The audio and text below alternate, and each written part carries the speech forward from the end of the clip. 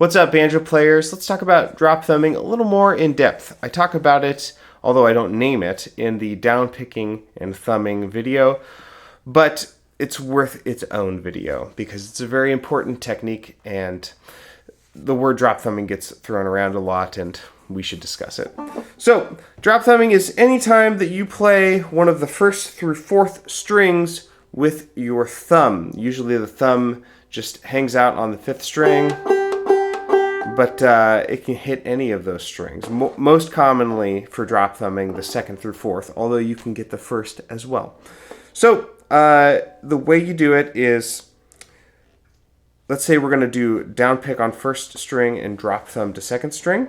So a down pick on first, and then on that subdivision of the beat, my thumb is resting on the second string as it's about to play it. So I catch the second string with my thumb. Notice there's no flicking. It's all arm power. So that's the main trick, is that in one downward stroke, you're hitting the string with your index and you're resting on the string that you're about to play with your thumb. It requires a little bit of forethought, but you'll get used to it as you develop your muscle memory for drop thumbing. I like to think of drop thumbing kind of like or climber in general. It's like you're hitting the banjo with a monkey wrench. The monkey wrench, if you are not a handyman like me, I'm not a handyman, don't tell anyone. It's the one that has the adjustable wheel, and you can change how big the gap is in the wrench. And so you have 4 basic settings, right? So you have, let's say we're doing a downstroke on 4, drop thumb to 5. That's no strings in between. Or if you go 3 and 5, 1 string in between. That's setting number 2. For 2 and 5 would be 2 strings in between. That's setting number 3. And then 1 and 5, 3 strings in between. That's the 4th setting. So you can take those four distances and you can apply it to any combination of strings. For instance, if I take that same, 4 to 5, no strings in between, I can apply that all over. That's 4, 5, 3, 4, 2, 3, 1, 2, 1, 2, 2, 3, 3, 4, 4, 5. So you can do that with any of the distances, 1, 2, 2, 4, 3, 5. I'm saying the names of the strings just to clarify. So, as long as you know what string you want to play next, you can adjust that little monkey wrench wheel into position. Oh, I'm going to play with 1 string in between, so I'm getting it into position. This is all happening in a tiny fraction of a second.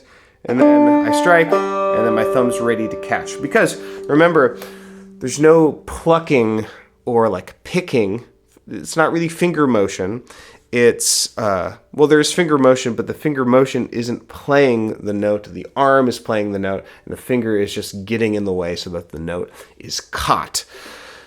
That is the basic technique of drop thumbing, and its applications are like almost limitless. You can play 8th note melodies that are descending, like this. It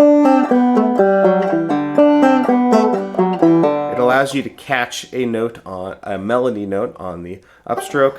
You can play syncopated rhythms. You can play, textures like.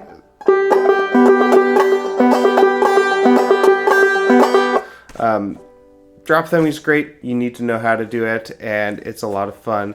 And don't be intimidated by it. Just start learning some of the intermediate and advanced arrangements on this site where drop thumbing is necessary in order to play the tunes, and you'll slowly figure out how to actually apply it to the music. One last thing before I end this video is that you can't really drop thumb past the note that you just played with your index. So let's say I wanted to do a downstroke on the second string, and then in the very next subdivision drop thumb to the first string, well, if you're resting on the string that you're about to play with your thumb, then at the same time as you downstroke, you're muting the string. So in order to solve that problem, you're going to have to use either a pitchfork stroke, which is with your middle finger, and I have a whole separate video on that, or a down-up stroke if you're trying to do the same string, which is a index finger up pick, and I have a different video for that as well. So go check those out next. Happy banjo playing!